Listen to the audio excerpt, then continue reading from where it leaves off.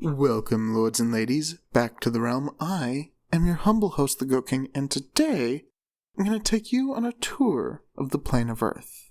I recommend bringing a hard hat and a friend with spelunking experience. The plane of Earth sits between that of fire and metal. It's also significantly connected to the plane of water, as that of metal is still emerging. While this isn't an especially significant placement in the universe, the plane of Earth does boast significance in time. According to their legend, the plane of Earth was the first of the elemental planes, and maybe the first plane to exist in the inner sphere. Earth's relationship with deep time is very different with that of metal.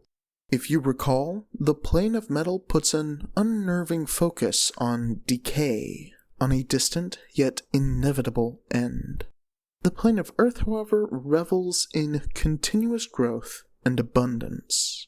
The terrain of the plane of Earth is, as I hinted before, a mess of caves, caverns, and tunnels. In fact, it is an endless labyrinth. Don't let that scare you too much. There are plenty of places where you can stand straight, and with a keen eye and a map, it's not as difficult to navigate as it sounds.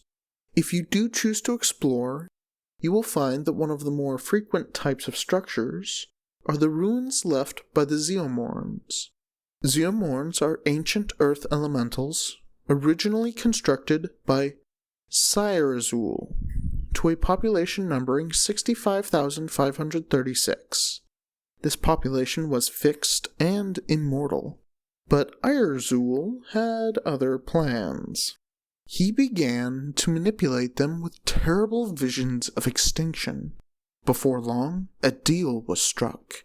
Half of their number gave up their immortality, a gift from Sairazul now handed over to Irzul. In exchange, the Zeomorns were given the Vault Seeds, the tools with which they have constructed vaults all across the plane of Earth and in the dark lands of Golarion.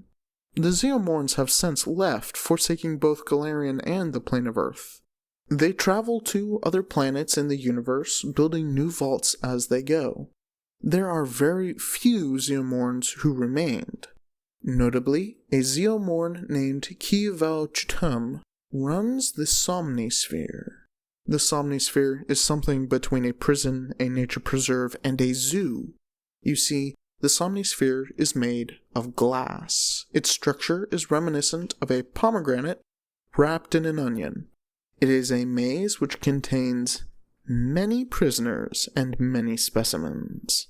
Speaking of things with dangerous cores, in the center of the plane of Earth you will find, if you are so foolish as to venture there, the Blistering Labyrinth, home to the fossilized king. These caves are radioactive. To anyone who isn't a natural philosopher, alchemist, or particularly well-educated dwarf, that means a sickness pervades this place. This sickness is uncurable and is infused within anyone and anything that spends more than a few minutes here. But even if that doesn't ward you off, again, this is the home of Irzul, the fossilized king, god of bone, buried secrets, and radiation. He who revels in poison and secrets. It was his plots that blighted the plane of wood, and it was he who stole a measure of authority over metal from Laudinmiao. His plotting and planning continue as his ambitions bend towards the plane of fire and Ymiri, the queen of the Inferno. He was also responsible for the entrapment of Sairazul, though he did curiously little with his time as sole elemental lord of Earth. Sairazul, now returned from her imprisonment, the Crystallin Queen is a mother both figuratively and often literally to Earth elementals. She is a god of caves, fertility, and gems. Freed from the Moaning Diamond by two of her surviving lovers, and forgive my pronunciation here, the Jebali, Farah Abd Aziz, and the ancient dragon Restherion, she has established her new domain, the Emerald Facet, on the border with the plane of metal. It will take time for her to reforge connections and alliances, especially with those wounded in Arzul's attack. Before we completely move on from talking about dangerous places that really ought best be avoided, I should bring up the Dead Ground, a vast wasteland of ash. This is the one place within the plane of Earth that lacks the core of growth that fuels the abundance of the Earth element. Dead Ground is not a place of death. It is a place that is death. And as if that isn't enough, it's also inhabited by the varieties of Darvakas, whom I can only describe as the undead remains of fiends, their undeath having been forged between the void and the netherworld. But enough of that. Let's redirect this tour to somewhere less overtly hostile. The saline sarcophagus is I've used the word vast already, but to put it in visual terms, the planet Galarian could fit within the sarcophagus with plenty of wiggle room. The ground within this chamber is a fine salt sand. As you might expect, there is virtually no humidity in the sarcophagus, almost supernaturally so. Without an abundant source of water, the sarcophagus will kill a mortal in short succession. There is, however, an abundance of temptation to lure in adventurers. The ground is dotted with sinkholes as far as the eye can see, each guarded by sand sentries and connected to a portal. These portals lead to places all across the universe and elemental planes. It's even said one of these portals leads to the heart of the scouring tempest on the plane of metal. If you must adventure into these portals, be warned, and this from personal experience, the sand sentries will happily let you leave, but they strictly and violently prohibit any travel into the plane of Earth from these portals. Now, the plane of Earth isn't all spooky caves and big dangerous caverns. There is, of course, a civilization. Most powerful and obvious is the Peerless Empire, but it will get its turn in the spotlight, just not at this very moment. First, we will discuss that which is beyond its reach. The largest collection of free cities is nestled within the Citronide Cavern. Tofala is a sparkling gem-encrusted fortress of a city, which doesn't seem to have helped them much. You see, rumor is their crystal dragon leader, Amchremis, was kidnapped by one of their neighboring cities. As we continue on, we find that many of the most interesting places in the plane of Earth are on its borders. There's a confederation of Empire-loyal cities on the border with water named Stonetide. A Jabali Shiaka named Bahir Nagi rules the greatest of the Stonetide cities, the Ascending Metropolis. This city is constantly being built up even as the tides slowly wash it away and soften the soil to sink it. The planar border with metal also hosts several places of note, including the Emerald Facet and Gold Hive. Gold Hive is but one example of the Empire's 86 resource holds. Unfortunately, due to the nature of a gold mine being a tempting target of theft and embezzlement, Gold Hive's administration recently needed to be replaced. The new administration is made up of lampads, a type of nymph bound to earth and caverns. Since they can't leave, it's expected they will have no reason to steal from their new place of employment. The border with the plane of fire is probably the most important region within the plane of Earth. I will warn you to keep breathing equipment handy, as while cave-ins are common across the plane, here they often let in poisonous acrid gases that tend to linger for centuries. The Peerless Empire keeps its capital city, the Opaline Vault, here near the border. This city is a trade giant. Its fine white buildings lit by rainbow light are a clear indicator of its historically immense wealth. The Plane of Fire is the only plane this city does not have strong economic ties to. Fitting as the war with the Dominion of Flame now strains the Empire's trade wealth.